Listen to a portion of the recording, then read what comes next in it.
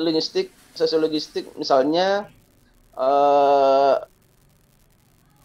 perubahan apa namanya dialek bahasa Arab eh, bagi masyarakat keturunan Arab di Makassar. Nah, itu sudah masuk dalam kategori sosiolinguistik karena dia sifatnya sudah kajian sosiologis. Nah, itu bisa. Jadi, misalnya mau meneliti komunitas Arab di Makassar, Anda menganalisis bahasa Arabnya, masihkah itu sama dengan Arab yang sudah ada yang masih ada di Timur Tengah ataukah sudah ada perubahan? Mungkin mungkin dipengaruhi oleh bahasa Makassar atau bahkan sudah ada model uh, mixing code atau campur kode.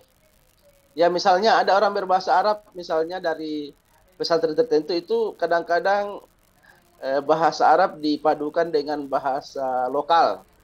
Iya, antakaya misalnya kan ada seperti itu ya. Eh, eh, Hayami hayami nazhab ma'an. Hayami, mari mi. Padahal itu kan dari kata hayya mari ditambah mi itu adalah apa namanya? Punktuasi dalam bahasa Makassar. Ya, jadi itu masuk dalam kajian sosiolinguistik. Apalagi yang lain misalnya gabungan antara ilmu psikologi dengan linguistik yang melahirkan apa yang disebut dengan psikolinguistik. Jadi linguistik digabungkan dengan ilmu psikologi. Jadi itu interdisipliner ya melahirkan kajian tersendiri yang lebih komprehensif. Jadi misalnya contohnya misalnya adalah eh, gaya bahasa apa namanya gaya bahasa eh, para tahanan ya tahanan di penjara misalnya itu kan pasti mungkin ada gaya bahasanya yang berubah. Nah, itu bisa masuk dalam kategori psikolinguistik atau misalnya ada yang disebut dengan ekolalia latah ya latah latah ada orang itu latah itu sebenarnya adalah faktor-faktor psikologis yang juga bekerja di dalam sistemnya itu sehingga nanti hasil kajiannya itu selain membahas tentang bagaimana artikulasinya juga membahas faktor-faktor yang menyebabkan hambatan-hambatan pada saat artikulasi.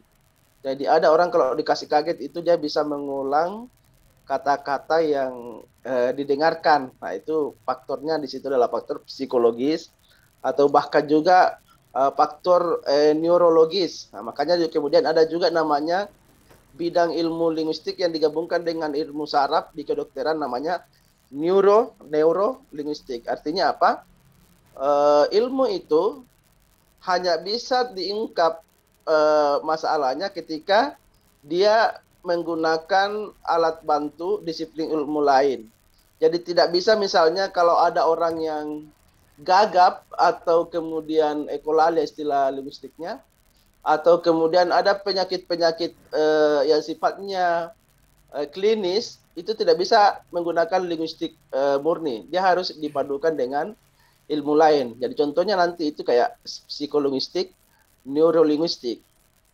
Nah, kemudian ada lagi bidang lain misalnya bagaimana membuat kecerdasan buatan. Kecerdasan buatan di sini adalah misalnya kecerdasan di dalam menganalisis kalimat. Ya, ada aplikasi-aplikasi komputer, ada rumus-rumus fungsi yang diterapkan sehingga ketika kita menginput suatu kata, dia bisa diolah secepat mungkin dan menghasilkan apa namanya output secara cepat. Jadi misalnya contohnya adalah kamus digital dui bahasa Arab Indonesia Indonesia Arab ataupun bahasa-bahasa lain.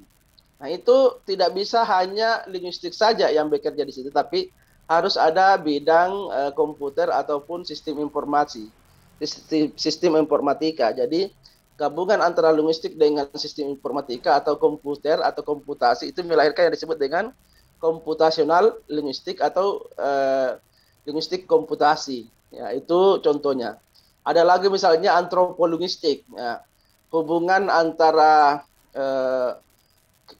budaya dengan bahasa. Misalnya bagaimana ada komunitas Arab di Makassar ya, yang mahasiswa Sudan, ketika sudah ada sekitar 3 bulan di Makassar itu ada perubahan-perubahan antropologis yang mereka perlihatkan atau mereka ekspresikan di dalam kehidupan mereka. Itu gabungan antara antropologi dengan linguistik.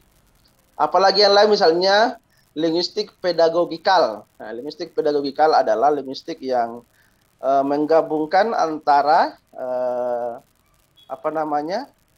ilmu linguistik dengan bidang pembelajaran, misalnya yang diterapkan di balita, bagaimana ada metode-metode yang digunakan untuk mengajarkan anak-anak balita, misalnya bagaimana mengajar balita bahasa Arab. Nah, itu tidak bisa disamakan dengan orang besar. Ya, ada trik-triknya. Itu melahirkan apa yang disebut dengan linguistik pedagogikal dan selanjutnya. Jadi secara umum untuk linguistik itu ada linguistik disipliner dan interdisipliner. Nah, terserah nanti anak-anakku sekalian, siapa tahu ada yang tertarik ke sosiolinguistik, antropolinguistik, psikolinguistik, ataupun bidang-bidang lain. Nah, kalau yang murni kan sudah jelas fonologi, morfologi, sintaksis, semantik, pragmatik, dan semacamnya. Nah, di bidang ilmu sastra, ya, ada yang disebut dengan sastra mikro dan ada sastra makro, atau biasa juga disebut kalau di dalam penelitian sastra itu Ustazah Mujadilah itu mungkin nanti dijelaskan oleh Ustazah Mujadilah sebentar. Kalau tidak salah ada namanya intrinsik dan ekstrinsik. Atau mungkin Ustazah Mujadilah menjelaskan bagaimana minat kajian untuk di bidang sastra. Tafadhali Ustazah. Syukran Ustaz kesempatannya. Ya, terkait masalah minat ke sastra itu, jika minat sama sastra kan ada kalau di metode penelitiannya itu ada yang namanya ambil unsur intrinsik dan ekstrinsik. Kalau unsur intrinsik sendiri itu yang berada di dalam karya sastra itu sendiri. Jadi ada 7 unsur di dalam sastra, mau tokohnya, alurnya, temanya, amanat, gaya bahasa, dan plotnya, itu termasuk unsur-unsur di dalam karya sastra. Tapi kalau di luar bisa digabungkan, mau pakai pendekatan sosiologi sastra, mau pakai pendekatan semiotika, mau apa, itu bisa, itu di luar dari karya sastra itu sendiri. Kalau ekstrinsik itu juga itu salah satu tadi, tapi ada juga yang seumpama mau nilai religiusnya atau nilai moralnya atau nilai-nilai yang ada di dalam karya sastra itu sendiri. Sebenarnya banyak sih kalau di sastra juga, kalau bagian luar dari karya sastranya, kayak sosiologi sastra itu menggabungkan antara karya sastra itu, bagaimana karya sastra itu lahir dengan pengarangnya, atau karya sastra itu dengan lingkungannya. Itu yang dimaksud dengan karya sastra. Ada juga namanya pendekatan struktural. Pendekatan struktural itu pendekatan yang menghubungkan antara unsur satu dengan unsur-unsur yang lainnya. Contohnya itu adalah analisis tokoh dalam karya, dalam film siapa atau dalam novel apa. Kemudian dalam pendekatan struktural berarti tokoh itu dihubungkan antara ada apa dengan alurnya, tokoh dengan temanya, tokoh dengan gaya bahasanya, itu semua digabungkan di dalam kalau pakai pendekatan struktural. Tapi kalau unsur intrinsiknya seumpama analisis tokoh dalam novel atau dalam film tip karya ini, berarti yang dianalisis cuma tokohnya, bagaimana perannya, bagaimana wataknya, hanya itu saja. Jadi tidak menghubungkan antara satu unsur dengan unsur yang lain. Itu bedanya sama kalau pendekatan struktural, kalau dengan pendekatan intrinsik. Mungkin itu sedikit Ustaz terkait masalah sastra. Ya, baik ya, syukran aku ila Ustazah Mujadilah. Jadi hampir sama dengan linguistik. Jadi linguistik itu ada disipliner dan interdisipliner. Di dalam sastra ada yang disebut dengan intrinsik dan ekstrinsik. Ya, artinya apa? Sama. Kalau dia bicara tentang unsur-unsur dalam karya sastra itu sendiri, seperti alur, latar, penokohan, itu adalah bagian yang sifatnya intrinsik. Artinya kajiannya itu di dalam sastra itu sendiri. Tetapi kalau digabungkan atau melihat dari sudut pandang lain terhadap objek karya sastra, itu masuk dalam kajian ekstrinsik. Makanya dulu ya, di dalam karya sastra juga, penelitian sastra ada juga disebut misalnya dengan pendekatan sosiologi sastra, bahkan ada juga psikologi sastra. Kemudian ada juga misalnya melihat dari aspek-aspek yang lain, misalnya kritik sosial di dalam sebuah karya sastra. Kemudian pesan moral di dalam karya sastra. Kemudian religiusitas di dalam karya sastra. Aspek sufistik dalam karya sastra. Itu berarti dia sudah melihat karya sastra itu tidak di dalam karya sastra itu sendiri yang sifatnya struktural, tetapi dia sudah melihat dari aspek-aspek di luar sastra. Jadi bisa saja misalnya konsep pendidikan di dalam novel apa misalnya, atau pesan moral di dalam novel Perempuan di Titik Nol karya Nawal El Sadawi, atau kritik sosial di dalam novel Azro Jakarta. Itu apa namanya untuk bidang sastra.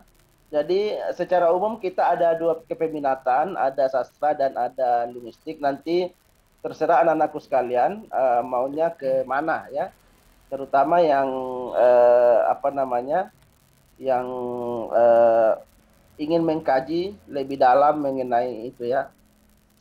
Baik, jadi pada intinya yang pertama adalah kita harus menetapkan minat kajian. Kenapa harus menetapkan minat kajian? Karena memang kecenderungan seorang mahasiswa itu tergantung dari asupan, tanda petik asupannya. Jadi memang ada orang yang sejak dulu suka buat-buat puisi, suka buat-buat sajak, cerpen dan segala macam. Tentu mungkin dia akan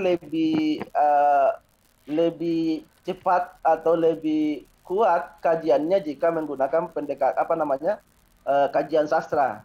Tapi ada juga orang yang suka mengikrab, suka menganalisis kata per kata. Mungkin dia mau di morfologi ataupun mau di sintaksis. Jadi pertanyaannya itu adalah bagaimana menetapkan minat kajian, tentunya kembali kepada mahasiswa atau anak-anakku sekalian sendiri. Jadi tidak boleh, ya meskipun ada pembimbing akademik, tapi pembimbing akademik tentu tidak akan mengarahkan anak-anak, tidak akan mendogma anak-anakku sekalian bahwa Anda harus pilih ini, harus pilih ini. Tidak. Itu kembali kepada minat kajian anak-anakku sekalian, dan anak-anakku sekalian lah yang menentukan minat kajiannya kemana. Ya, jadi seperti itu. Jadi saya kira sudah ada gambarannya di dalam pikirannya. Saya ini sepertinya cocok kalau linguistik, dan di linguistik ini saya sepertinya cocok kalau fonologi, karena saya ini suka menganalisis bunyi-bunyi, misalnya bunyi-bunyi bagaimana. Akhirnya saya nanti akan membuat judul analisis kemampuan artikulasi di TPA bla bla bla, atau misalnya analisis cara baca Al-Fatihah imam-imam di Kota Makassar. Nah, itu. Tapi itu hati-hati karena nanti bagaimana cara mengambil datanya ya. Tentu Anda harus ke masjid setiap salat maghrib dan isya dan subuh untuk merekam imamnya ketika memimpin jamaah salat begitu. Nah, itu tentu ada kesulitan dan kemudahannya. Siapa tahu mereka merasa, wah kenapa saya mau direkam ya. Tentunya ada namanya nanti itu isi penelitian, ada juga pengantar. Siapa tahu memang ada satu masjid yang ingin dianalisis kemampuan membaca Al-Fatihahnya atau surah-surahnya itu, ya boleh. Jadi pada prinsipnya seperti itu.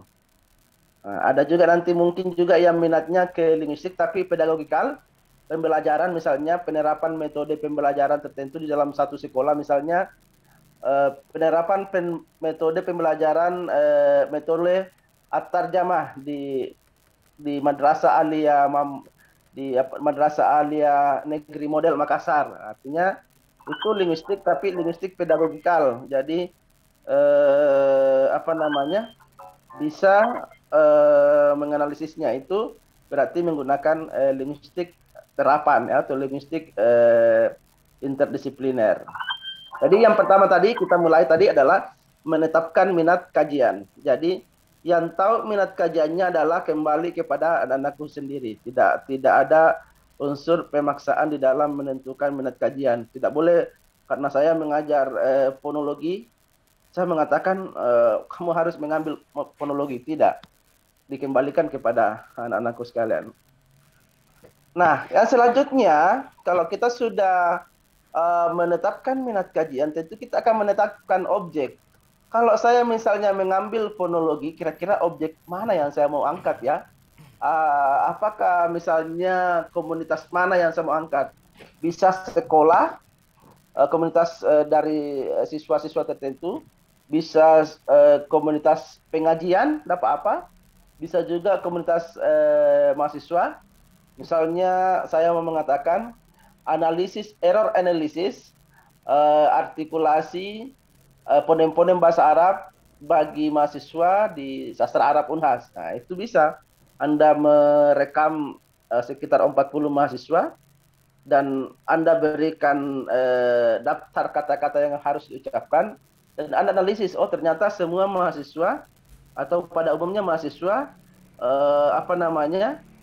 kesulitan ketika menyebut huruf tertentu, huruf A misalnya atau huruf H atau Da ataupun lain-lain. Nah, itu Anda sudah menentukan objeknya di mana.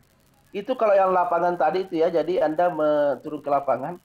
Atau misalnya Anda menentukan objeknya karena Anda sastra, Anda menentukan novel apa yang Anda akan angkat untuk dijadikan objek. Ini ada novel apa itu? Layang-layang putus misalnya, tapi itu kan karya sastra Indonesia. Bisa Anda mencoba melakukan namanya perbandingan, analisis penokohan di dalam novel layang-layang putus di Indonesia dan misalnya novel Majdulin dalam bahasa Arab, itu bisa. Jadi Anda membuat analisis perbandingan. Jadi Anda menentukan objeknya bahwa saya akan memilih novel ini dengan alasan tertentu misalnya. Jangan sampai Anda mengambil novel yang sudah diangkat dengan minat kajian yang sama atau dengan pendekatan yang sama, itu tidak diperbolehkan tentunya. Misalnya Anda mengatakan pesan moral di dalam novel Majdulin atau Magdalena, sementara sudah ada penelitian sebelumnya. Kecuali kalau memang ada rekomendasi dari penelitian sebelumnya yang memang mengatakan bahwa penelitian ini masih hanya membatas pada bagian ini, dan disarankan untuk dilanjutkan dalam bidang ini. Itu bisa Anda lanjutkan dan Anda jelaskan bahwa kenapa Anda tetap mengambil penelitian itu, karena pada penelitian sebelumnya belum tuntas pada bagian-bagian tertentu. Jadi menentukan objek penelitian, baik objeknya yang sifatnya lapangan maupun objek yang sifatnya pustaka. Jadi di sini nanti kita akan menentukan objeknya berdasarkan kajiannya. Jadi kalau misalnya yang dianalisis adalah fonologi, tentunya bukan buku yang mau dianalisis. Bisa film, ya film bisa. Misalnya yang saya sekarang bimbing ini adalah kesalahan artikulasi kata-kata bahasa Arab di dalam film layang-layang putus. Itu ada anak bimbingan saya sekarang, itu dianalisis. Jadi daftar kalimat-kalimat itu dicoba dianalisis di bagian-bagian mana yang salah ucap di situ, atau cara mengartikulasikannya kurang tepat. Nah itu, jadi itu nanti dinonton itu film dari awal sampai akhir. Kemudian pada detik sekian, menit sekian, itu ada kata-kata yang muncul dan itu dianalisis secara fonologi. Nah, misalnya kata khatam disebutnya dengan katam, nah, misalnya, atau kata sholat disebut dengan salat misalnya. Nah, itu minat kajiannya adalah fonologi, tetapi objek penelitiannya adalah film layang-layang putus. Nah, misalnya juga begini,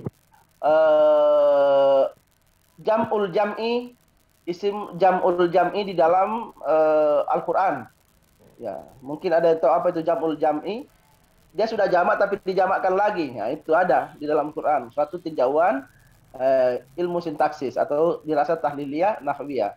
Nah, itu penelitiannya itu objeknya adalah Al-Qur'an, ya, objeknya adalah Al-Qur'an, tetapi minat kajiannya atau kajiannya atau pendekatannya adalah sintaksis, ya. Jadi seperti itu.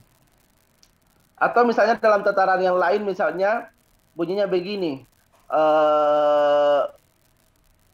ayat-ayat politik di dalam Al-Quran. Nah, itu suatu tinjauan semantik. Jadi dia menganalisis ayat-ayat Al-Quran yang kira-kira ada hubungannya dengan politik. Nah, atau misalnya konsep kepemimpinan dalam Al-Quran, atau ini suatu tinjauan semantik. Bisa seperti itu. Jadi semantik kajiannya, objeknya adalah Al-Quran. Atau Barsanji misalnya, bentuk-bentuk penisbahan dalam kitab Barsanji. Nah, itu berarti objeknya Barsanji, kajiannya adalah nahwu, ya, seperti itu.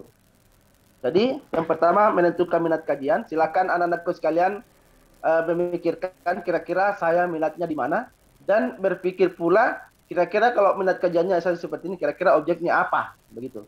Baik yang objeknya yang sifatnya library maupun yang sifatnya lapangan. Kalau yang lapangan tentunya tergantung. Jadi kalau misalnya penerapan metode pembelajaran, nah tentunya mungkin di siswa madrasah aliyah, madrasah sanawiyah, ataupun di ma'had, ataupun di sebuah komunitas pengajian atau masyarakat umum boleh juga. Jadi ini yang pertama, dan kedua, yang selanjutnya adalah ini jaringannya ini bermasalah lagi. Nah, yang selanjutnya kalau kita sudah menentukan objek penelitian, setelah menetapkan minat kajian dan menentukan objek penelitian, tentunya anak-anakku sekalian harus melakukan observasi awal terhadap objek yang akan diteliti. Nah, jangan sampai misalnya Anda menetapkan objek penelitian seperti dulu, ya, ada yang sudah menentukan objek penelitiannya adalah di pesantren. Dia akan menguji sebuah metode pembelajaran di pesantren. Tahu-tahu tiba-tiba pandemi, tidak ada siswa di pesantren atau tidak ada santri di pesantren itu. Ya, selama 2 tahun. Wah, itu tidak boleh seperti itu. Makanya diobservasi dulu. Benarkah nanti ini kira-kira sudah ada perkuliahan atau pembelajaran secara daring? Kalau memang memungkinkan. Atau misalnya begini, dia tidak berpikir misalnya dia akan melakukan penelitian pada bulan-bulan tertentu. Ternyata di situ adalah libur panjang sekitar 2 bulan. Nah, itu tertunda penelitiannya selama 2 bulan hanya karena dia tidak pernah mengobservasi apa yang mau diteliti atau objek. Minimal Anda kesana dulu kalau misalnya sekolah, Anda tanya di sekolahnya kira-kira di sini semester berapa sekarang, dan ini pembelajaran kira-kira kapan dimulai dan kapan berakhir. Nah, sehingga nanti Anda bisa meminta izin kepada sekolah itu bahwa bolehkah saya ke sini mengambil data atau masuk di ruang kelas untuk mempraktekkan metode pembelajaran. Nah, misalnya seperti itu.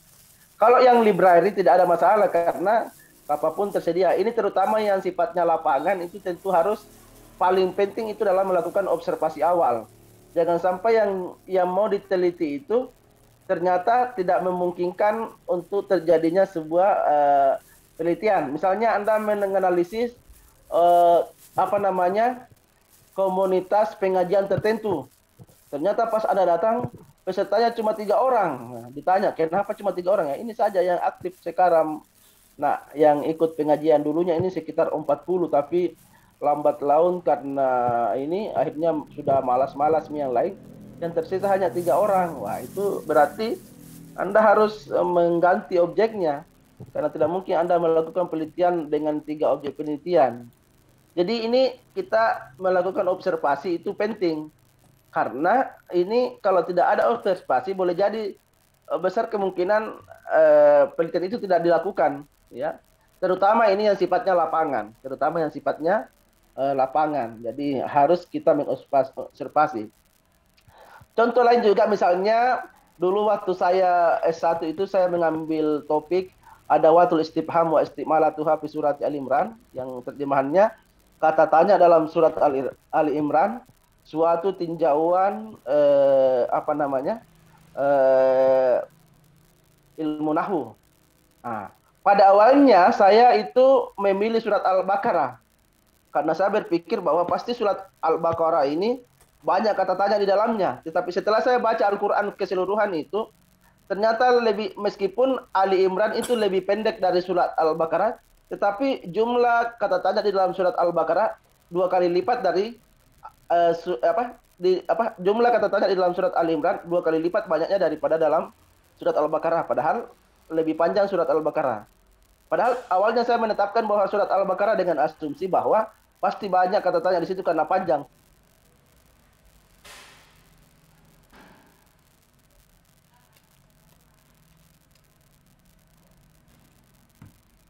Tidak terdengar, Ustaz. Memang di dalam surat Al-Imran itu banyak kejadian-kejadian yang memungkinkan banyak kata tanya, karena di situ ada kisahnya Maryam, kisahnya Nabi Isa. Nah, pertanyaannya, kenapa kok bisa hamil ya? Kenapa kok bisa hamil? Padahal kamu masih perawan misalnya. Dari mana kau dapatkan buah-buahan ini? Padahal ini bukan musimnya. Dari dalam surat Al-Imran itu banyak sekali kata tanya. Anna laki hadza, dari mana engkau dapatkan buah-buahan ini yang bukan pada musimnya? Dan itu saya temukan banyak sekali kata tanya di dalam surat Al-Imran. Akhirnya ketika saya diuji skripsi itu, pertanyaan pertamanya, kenapa kamu memilih surat Al-Imran? Saya katakan, setelah saya observasi awal, dari keseluruhan surat, kata tanya yang paling banyak di dalam Quran itu adalah surat Al-Imran. Nah, kemudian saya kenapa bisa? Karena memang di dalam surat Al-Imran memang ada kejadian yang akan memunculkan banyak pertanyaan. Ya. Kenapa misalnya kenapa ada bayi yang bisa bicara misalnya seperti itu. Jadi apapun itu, baik yang sifatnya lapangan maupun yang yang sifatnya library atau pustaka, harus dilakukan observasi awal ya terhadap objek penelitian. Baik, sampai di sini ada pertanyaan anakku sekalian. Silakan kalau memang ada yang ingin ditanyakan, langsung saja saya di sela dan bertanya supaya lebih lebih jelas. Ada yang ingin bertanya? Siapa tahu sudah ada di dalam benaknya bahwa saya akan meneliti kitab ini. Ya. Saya akan meneliti novel ini. Saya akan meneliti objek ini. Kira-kira ada yang ingin bertanya? Silakan anakku sekalian. Saya lebih senang kalau anak-anakku sekalian bertanya, dan tentunya itu didasari oleh minatnya, objek yang akan diteliti, dan siapa tahu sudah ada memang yang sudah melakukan observasi awal terhadap objek yang akan diteliti. Silakan, Nak. Ada yang ingin bertanya? Halo? Saya, Ustaz. Ya, silakan, Nak. Siapa? Kasman. Ya, silakan Kasman. Ya. Adakah contoh yang kajiannya sastra tapi dia praktiknya di lapangan, Ustaz? Kalau selama ini belum ada, tapi di prodi lain ada. Di prodi sastra Inggris ada. Ada yang disebut dengan metode resepsi. Jadi saya dulu waktu kuliah di UGM diajar metode resepsi atau teori resepsi. Penelitian sastra yang mencoba untuk diterapkan secara lapangan. Caranya adalah memberikan satu bacaan, entah itu novel, puisi, ataupun karya sastra lainnya, terhadap sekelompok orang, dan setelah itu ditanyakan, diwawancarai, kira-kira tanggapan Anda terhadap karya sastra tersebut. Itu namanya menggunakan metode resepsi. Jadi metode resepsi atau metode penerimaan. Jadi beberapa orang dikumpul di suatu tempat, atau tidak perlu dikumpul di suatu tempat, boleh saja dikirimkan PDF-nya, dan kemudian dimintai tanggapannya terhadap novel, puisi, ataupun yang sudah dibaca tersebut, dan kemudian diambil kesimpulan. Ternyata novel yang sama ketika dibaca oleh orang yang berbeda, ternyata tanggapannya atau penerimaannya itu boleh jadi berbeda-beda. Ada yang misalnya lebih concern kepada aspek pesan moralnya, ada yang malah lebih condong kepada aspek penokohannya, kekuatan tokohnya. Ada yang lebih condong kepada aspek kelucuan di dalam novel tersebut. Anda kalau nonton film lucu-lucu misalnya, yang Anda fokus ke apa aja kira-kira? Karakternya, penokohan. Ya, bisa saja karakternya, tapi Anda boleh saja menonton film itu lucu, tapi bagi orang tertentu dia malah menangis. Wah. Dia kenapa menangis? Oh, karena saya lihat tokoh utamanya itu tak henti-henti dirundung masalah. Anda misalnya nonton Mr. Bean misalnya itu memang lucu, tapi ada juga aspek-aspek sedihnya di situ. Atau Anda menonton film sedih tapi ada juga lucu-lucunya misalnya. Itu artinya masing-masing orang bisa meresepsi berbeda. Kalau misalnya Anda mau meneliti penelitian karya sastra dengan menggunakan lapangan, salah satunya adalah dengan metode resepsi. Itu Anda misalnya ada tentukan angkatan tertentu di sastra Arab misalnya, Anda berikan novel yang sama, setelah itu Anda wawancara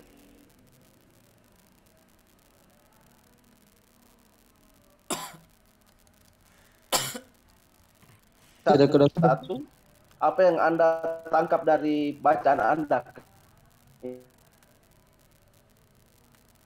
Iya, jadi bisa saja sastra menggunakan metode lapangan, di mana seperti itu modelnya. Ya, masih ada yang ingin bertanya terkait dengan ini?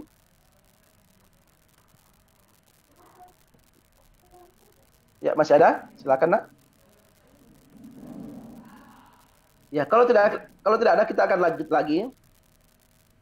Selanjutnya yang ini, kalau kita sudah menentukan minat kajiannya apa, kita sudah menentukan objeknya apa, dan kita sudah melakukan observasi, dan kita sudah yakin bahwa setelah saya observasi, saya bertekad atau saya sudah berbulat hati untuk mengangkat masalah ini dengan objek ini. Makanya kemudian kita akan menelusuri teori yang kira-kira terkait dengan apa yang akan kita angkat itu. Jadi kalau misalnya yang diangkat adalah cara pembacaan mahasiswa terhadap novel, berarti teori yang digunakan adalah teori resepsi. Nah, teori resepsi sendiri itu banyak. Nah, disitulah kita menyebutkan beberapa teori dan kita memilih satu teori yang dianggap relevan. Nah, dari sekian teori itu yang ada itu, saya menggunakan teori ini.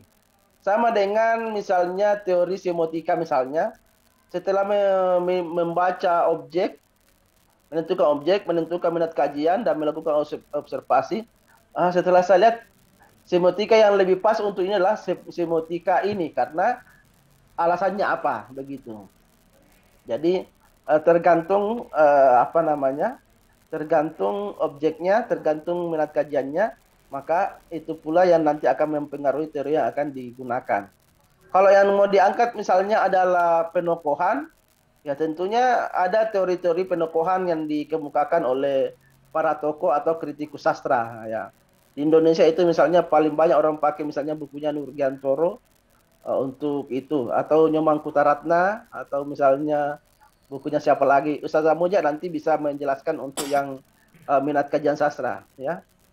Saya nanti akan menjelaskan minat kajian linguistik. Ya. Baik, selanjutnya ini kita harus melakukan penelitian terdahulu. Jadi setelah kita menetapkan minat kajian, kemudian objeknya, dan kita sudah menetapkan teori, tentu kita harus melakukan penelitian terdahulu yang relevan dengan apa yang kita teliti. Nah, karena saya mau mengangkat ilmu al-aswat atau fonologi, saya ke perpustakaan atau saya browsing penelitian-penelitian yang menggunakan fonologi. Jadi apapun itu, yang penting yang dibahas adalah fonologi, saya akan baca. Kemudian terkait dengan objek, apapun yang membahas tentang Barasanji misalnya, saya akan baca karena objek saya juga Barasanji. Jadi untuk menelusuri penelitian terdahulu itu atau relevan, yang kita lihat adalah teori apa yang digunakan dan objek apa yang diangkat. Jadi meskipun teorinya beda tapi objeknya sama, itu bisa dibaca.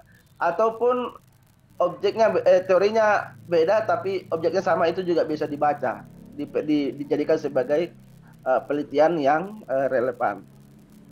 Yang terakhir tentunya menyusun proposal penelitian. Mungkin langkah-langkah selanjutnya, mungkin saya akan menunjukkan contoh proposal untuk sastra, untuk linguistik. Ustazah Mujadilah akan memberikan contoh-contoh yang terkait dengan sastra, yang tentunya prinsip-prinsipnya sama saja sebenarnya, hanya berbeda di dalam objek kajiannya, seperti itu. Ada pertanyaan anak-anakku sekalian terkait ini? Masih ada yang ingin ditanyakan? Atau mungkin Ustazah Mujadilah ingin menambahkan, siapa tahu masih ada yang ingin ditambahkan. Tafadhal. Tidak, saya kira sudah jelas Ustaz yang sudah disampaikan. Iya. Baik anak-anakku sekalian, jadi insya Allah pertemuan-pertemuan selanjutnya, insya Allah nanti kalau panjang umur kita semua memasuki Ramadan dengan ceria, dengan sukacita. Ya, mudah-mudahan kita diberikan kesehatan semua dan bisa menyambut Ramadan secara bersama-sama dengan tak satu apapun, tak kurang satu apapun, sehingga kita nanti bisa mudah-mudahan juga sampai memasuki Idul Fitri dengan diberikan kesehatan yang baik ya.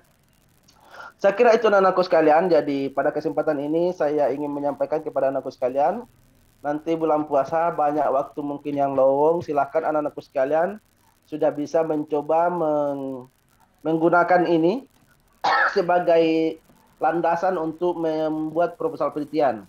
Ada menetapkan minat kajian, menentukan objek penelitian, melakukan observasi awal,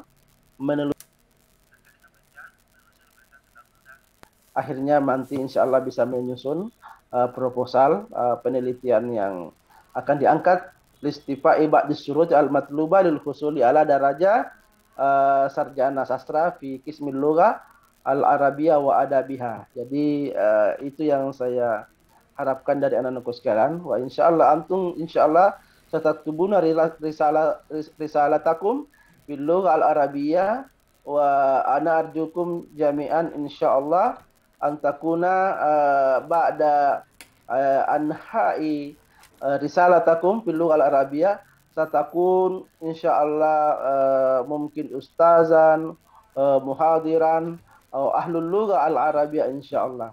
Jadi saya berharap nanti setelah anak-anakku sekalian selesai lulus dengan menulis skripsinya dalam bahasa Arab, setelah itu atau selepas itu akan menjadi dosen-dosen yang tersebar di mana-mana, menjadi peneliti-peneliti bahasa Arab atau ahlul lugha, atau saya berharap ada yang nanti bisa kerja di Departemen Luar Negeri sebagai mutarjim atau kemudian atas pendidikan dan lain-lain. Saya kira itu anak-anakku sekalian. Jadi pada kesempatan ini saya juga mengucapkan Ramadan Karim. Selamat anak-anakku sekalian nanti insya Allah memasuki Ramadan dan semoga senantiasa diberikan kesehatan sehingga bisa melaksanakan ibadah dan aspek-aspek lain di dalam Ramadan insya Allah. Saya kira seperti itu. Jadi karena ada agenda lagi di setelah ini, saya dengan Ustazah Mujadilah mohon pamit dan mari kita bersama-sama menutup pertemuan kita pada pagi hari ini dengan bersama-sama membaca hamdalah. Alhamdulillah. Assalamualaikum warahmatullahi wabarakatuh. Waalaikumsalam warahmatullahi wabarakatuh. Ustaz. Afwan. Saya tutup nak ya. Ustaz.